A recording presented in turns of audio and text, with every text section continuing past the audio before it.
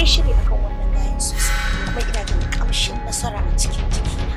Wannan wani irin rashin hankali makawan ina ne kai kana tafiya baka kallon inda kafar kai ke takawa ko dai kai kurma ne wai kai baki dace ina ne ya za a yi kayi wa mutum laifi sannan kuma ka tsaya kana kallon sa.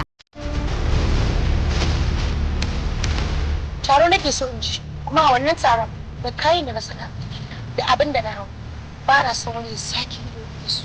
Ai idan manyan mata irin su Maryam ya kamata a samu sanyawan albarka irin tabbas sarautar da masarauta ce wadda kaɗai zai ke shi tun daga nesa da na hango sai da na juna a cikin zuciya amma saboda taurin kai irin na ce bari in zo jarraba sa'ata. Ka iya tsara zance tamkar wani marubucin littattafan tarihin masarauta.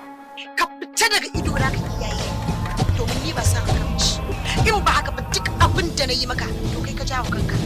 Wallahi ki aji wannan dogon burin naki a gefe. Karfa ki manta a cikin ƙauyen nan ne aka haife iyayen ki kuma har aka haife ki ke ma kika zo kike rayuwa amma shine kike zagin shi. Shi yasa tun farko nake ce maka ka fita a harkar ka fita a harkar ta ba. Domin ita babu wata rayuwa da take hangowa kanta sai ta bari. Sai ka ce tare da babanta aka tsara fulotan bari. Wannan ai bakin ciki ne Asabe. Ni dai zan so a ce ki ƙara ko da mako guda ne kafin nan jikina yayi ƙarfi sai ki tafi. Yau nawa ga wata? Talata Laraba yau 27 ranka. 27? Ya haka? 27 amma ban fara ganin haraji yana giftawa ba. Kai wani irin mara hankali. Wai me yasa samarin zamani nan kuke tunanin cewa kuɗi zai iya mallaka muku komai? To ina so ka sani. Kafin ka kawo lissafin kuɗi cikin rayuwarka ka dube ni da kyau kaga da wa kake magana. Ni wallahi abun ma dariya yake bani. Abu sai ka ce a shirin fim. Ko dai kana so ka tabbatar min da zargin da nake yi kanka. Zan linka miki albashin ki sau 6 idan har kika gano min a ina take waye ubanta a cikin garin nan sannan da suwa take fita.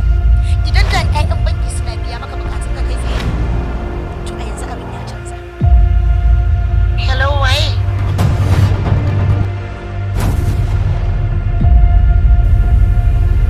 Ashe dai ina da kyau. Kwarai kuwa kuma sannan kina da jari. Ni dai kawai tsoro na guda ɗaya ne. Kada mu je ki haɗa mana asdan akan titi domin wannan fararen kayan da na sa bai shirya mu zuwa asibiti. Abin da ya sa ka gaban si wannan motar ba saboda irin wannan motocin su ba din su ma wahala yake. Idan ka lura da irin motocin da nake siya duk motar da siya na fi son irin motar da su ba din ta ba zai wahala ba. Yau zan tuka motar aro ta ƙarshe a rayuwa.